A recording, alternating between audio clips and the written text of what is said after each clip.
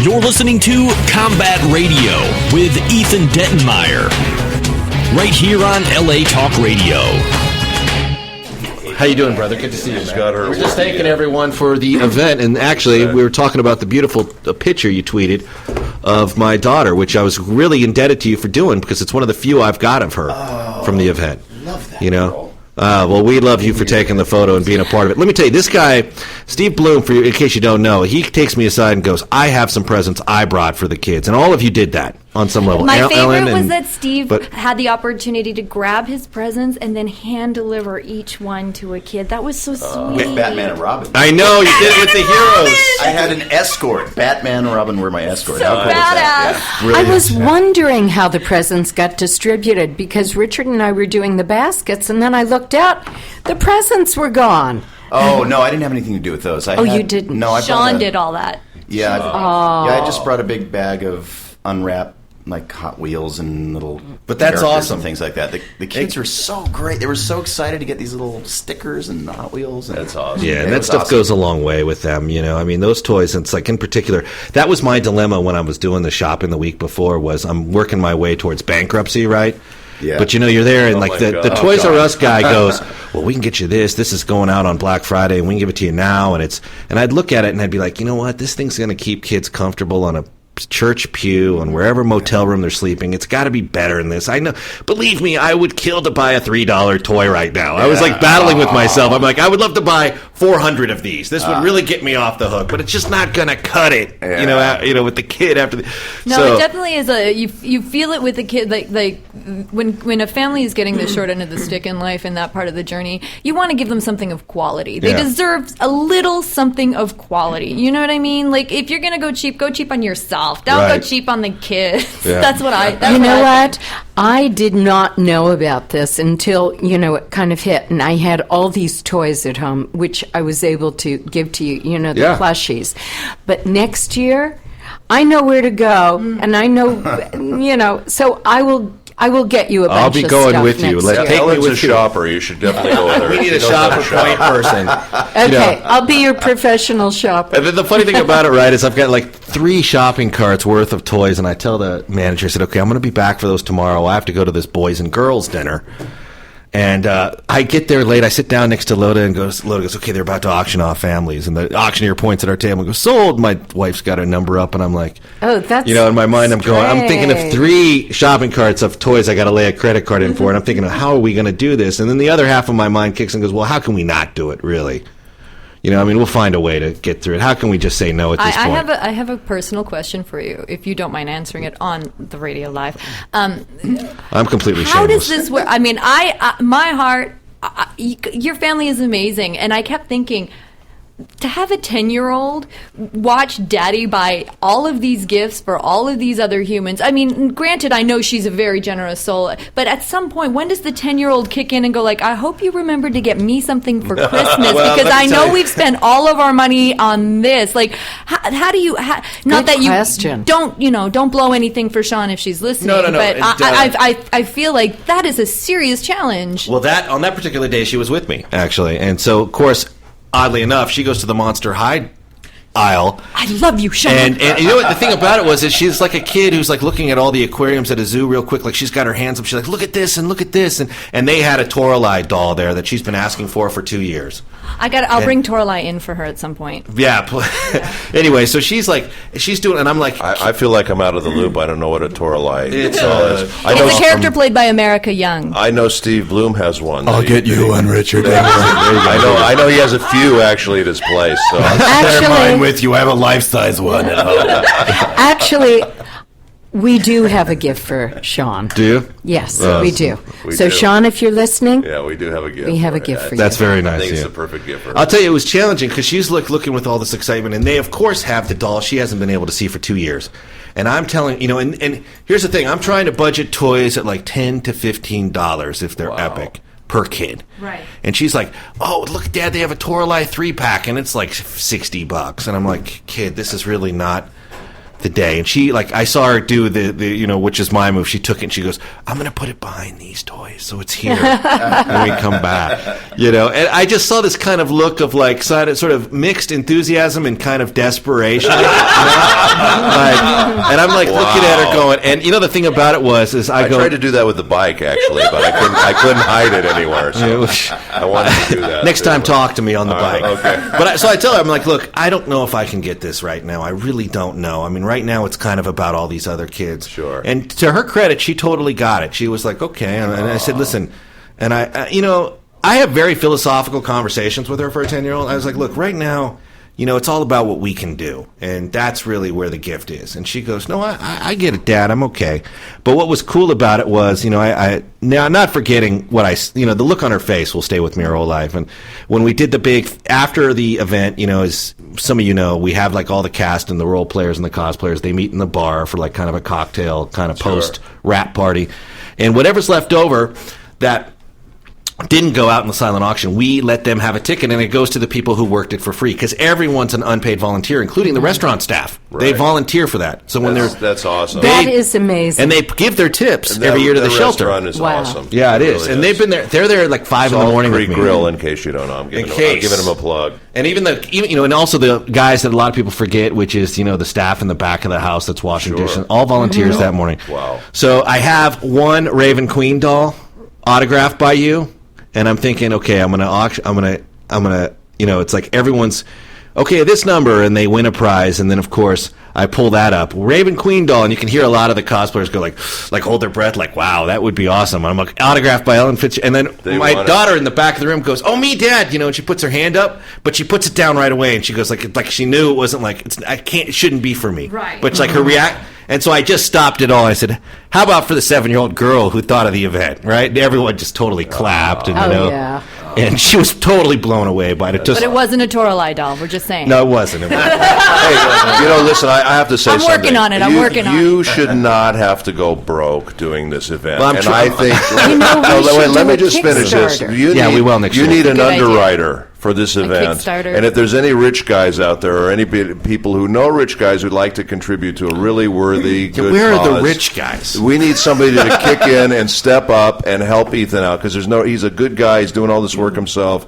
He should not have to go broke on top of it doing this event. So if somebody out there is listening within who can hear my voice, please step up next year and help you out a little bit, so you don't have to kill yourself doing any this. Donation to help everyone. out would help the kids. We have talked about doing a Kickstarter. That's a good idea. But I've also talked about putting a lot of the artists who come through our door on a Christmas CD for next year. There you go. And that's that'll a great help idea. raise I mean, the you've money. got people listening to you internationally around the world That's that would love to help. You just need to figure out a way that works for them where Come they on, can Switzerland. participate. But they already want to. I see their posts, and they're dying to be a part of it and be able to give from their hearts. It's a great opportunity to give. Have a place for them I- to become a nonprofit and have a place for them to send you donations. What for if this- we for this do? thing. What if we do a Christmas Carol record? Yeah.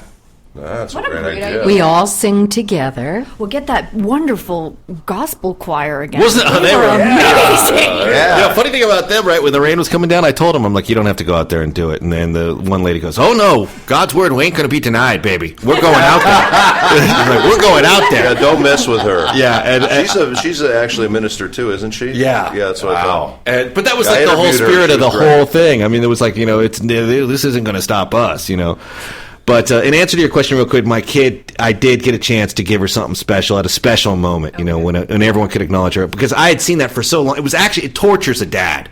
And we're all fathers, right? Yeah. So, when a kid, really wants Not me. something, and obviously, yeah. But, You're a you're mother. just like, how do I You're a tell this mother. kid no, it's like it's torture, but she held it together. She never threw a tantrum or never said, she's been to the shelter, so she's seen it. No, she knows. And she knows. Yeah. And she gets it, and she sees the people. Listen, she's the one that thought of this She whole felt deal. like a 40-year-old woman in that sleigh running things, telling all of her friends, the other little elves. She had it together. She was organized. She was a wise woman, a team leader. She was amazing. Really? She had it that well together? I didn't see her out there. She did to me. I felt like I felt 10, and she was the one. She was the grown-up in charge. But you know what, though? Aren't you 10? Yeah. Oh, I am. There is a great photo of you. I won't grow up. No, she's 7 to me every day of the That's event. right. She's always 7. Just because I'll never forget the look when we did the first one 3 years ago. Wow. And how she was. She was so excited. She played hostess. It was like a big deal. That's awesome. Very, very, very, very inspiring to be around. But what was cool was all you guys have helped build this character in her and other kids like her, because when people say, yes, I will come out in some way, and all of you did it, then she thinks, I can get something done in life. Yes. Yeah, I can do it. Yes. And that is, She did it. and it started with my friends at the NFL Network when she goes, do you think we can get some stuff? And I said, I'll take you down there and you will ask them.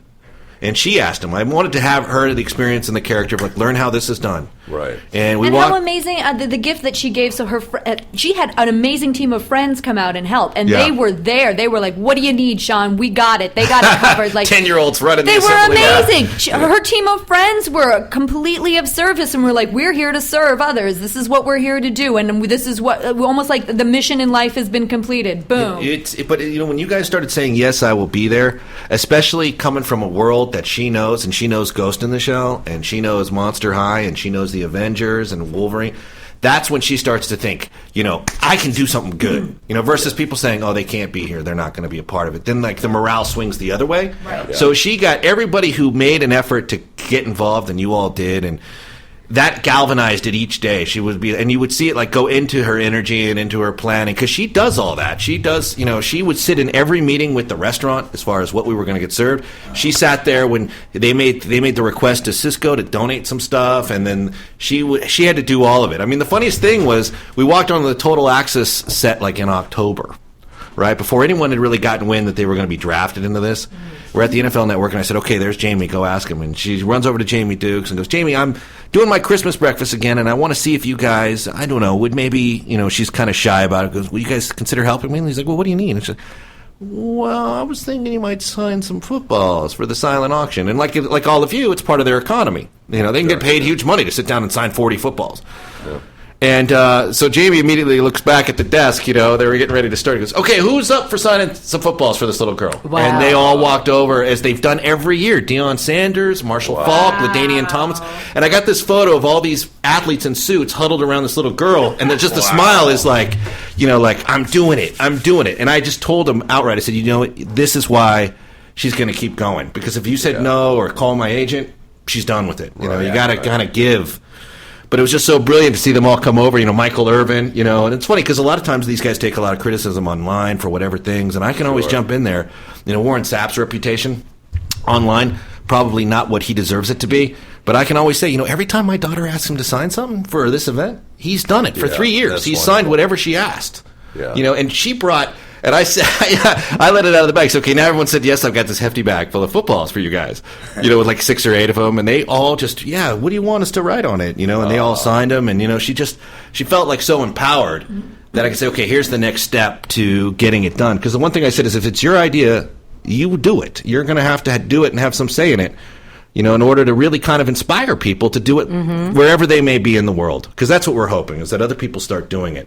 Somebody made a comment, and I forget which executive it was, somebody not on our side, but I think on with the press or something, goes, you could sell $40, you could sell tickets to this for $40 a ticket or something like that. And I'm like, well, as soon as we do that, the energy in this room totally changes. Right. And it becomes a totally different event. But if you want to do a free one, even up the street, I will help you do it. I will help you do it. If you want to do something like this for the kids in your neighborhood, because these offices are in every city, we'd be all about it. For free, for them to have an experience and to kind of make the world a little less dark.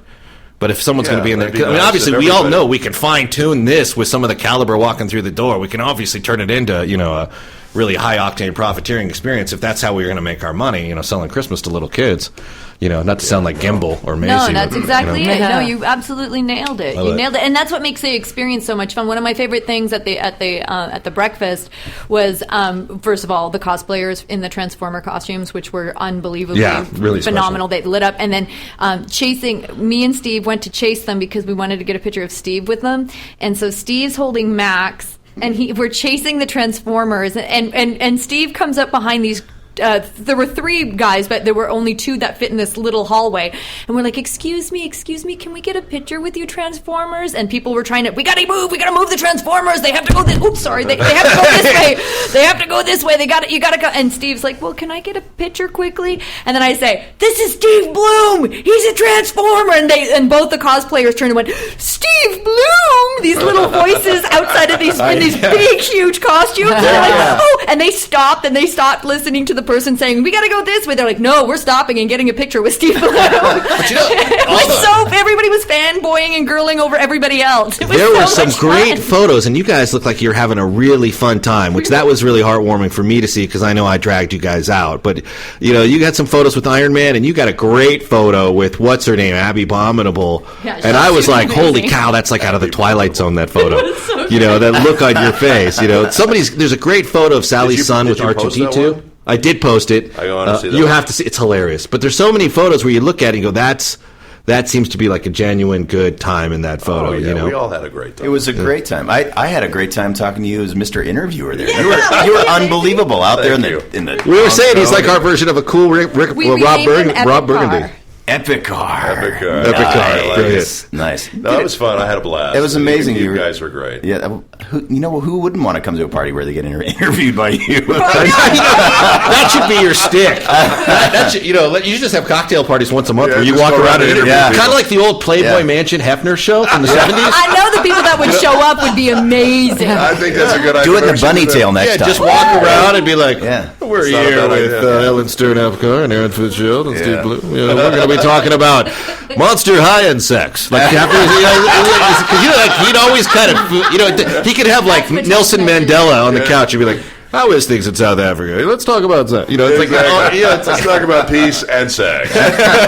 One leads to the other. But be a much happier place. Everybody was doing it. By the way, best Santa Claus ever. Yeah, I know. Unreal. We said that before. Holy moly! Is that guy amazing? He is Santa. He is Santa. I wanted to sit on his lap. He thought it was a little creepy, but Steve, no, I did. I thought you did. You know what? It's funny. It's like we just had the producer of the Blade films in here not too long ago, and he goes, we were playing on the show. We're like, okay, pitch me an idea for a Christmas movie. He says it to me, and I said, honestly, I think this event back. The pre-production of the event and the event itself is probably your Christmas movie. Where you could do that. Where it's like, and you have like a Miracle on 34th Street kind of vibe with this Santa Claus. Like he is Santa Claus. Yeah, he is. And it's kind of almost tough to be around him at times. Yeah, I felt like I had to watch my language. Oh man, totally. Well, I've gone to dinner with him around like year round, and people reaction is like, "Yep, you better get your life together." Yeah, the inspector's here. Yeah. Right. And people literally change their personas around him. It's hilarious. Get off that naughty list quick. Yes, exactly. And when he has a sleigh like that, You took him to the strip club and the whole place cleared out, didn't they? Well, there's an off-air story, but I will share it once the show is over because you'll all have But he is a brilliant Santa Claus. But I mean, I can't thank a lot of you, and I believe all of you here. Well, Epcar, you and I knew each other, but you, Steve, and you, Aaron, I think on the first day I met each of you guys, I told you about this event, and you both volunteered to be there on that day, not knowing much about it or us, which really said something epic about you. You guys I had a rapport with, and when I said something to it, you guys were there in a heartbeat as well. But it was interesting because I think I probably only knew you, Steve, for probably 45 minutes before you said yes to doing the event. That's true. And what's great about this, in this town in Hollywood, that's usually typically taken as talk, but you came walking up, toys and all, and you're like, I'm here, man. And I was like, that's one of those moments where you kind of get choked up because you're like, look at this guy. He came through. All of you guys did. I mean, there's so many moments throughout the day. I was saying on air last week, all the crazy hysterical planning, and I hear this little voice behind me, and it's like, Ethan, I'm here, and there's like this girl. It's all like in shy mode, and it's one of the artists that drove all the way up from Disneyland just to draw pictures of the kids. Wow. And she's like, we all carpooled together, and there was 4 of them in the car. Unbelievable. And they did these great drawings on people. They were gorgeous. They were gorgeous. Yeah, really well done. Well, I have to say this, and I know you're very appreciative of all of us showing up, and I'm going to speak for all of us and say that I think all of us want to contribute, and we don't always know how. And the fact that you created this environment for us to be able people to contribute makes us feel good and makes us feel like we can participate and do something good. So you have done us a favor as well. Yeah, and like I said, you. because we got to be involved, I got contacted by 3 other voice actors already who are down for next year. They're December like, 6th. put me on the list. It's December 6th. And those are just the 3 from me. I was contacted by so many people that told me, well, why didn't you tell me about this? Why Right? wasn't I there? Like, I we love were that. the I want ones to that go. were supposed to go and gather every I voice know. actor in town I and know. say, "Oh, Well, I mean, I do rely on the hip individuals, the 4 of you in this room, to get other hip individuals involved. I mean, I do kind of rely on. But that's brilliant that people said that. You know what really made me cry the next day? Literally a day or two after the event, I got an invite to the cosplayers, American Cosplay Paradise, where a lot of those cosplayers came from. Oh, yeah. They were amazing. They put up a Facebook invitation, the Combat Radio Christmas for Homeless Kids December 6, 2014. Wow. And I totally lost it when I saw the invite. And there was already like 40 people going. Wow. So I was like, I totally just was totally winded. You know, when you put so much work into this and people take that kind of initiative, it totally blows me away. Very generous spirit, you know. It's going to be epic. You know, and they were already, and a lot of it was like, I wish I could have gone. I'm going to go next year, and it was like, just you can really get a sense that wow, the right people are involved with this. It was really cool. You better call Salt Creek and tell them they need to extend. I know. building I know. about. Well, and Tony Oliver showed up. Yeah. Which was Yeah, wonderful. Tony It was so did. great to see. And he lives up there. And Yeah. I just wanted to check it out and be of service. And Yeah, I love that.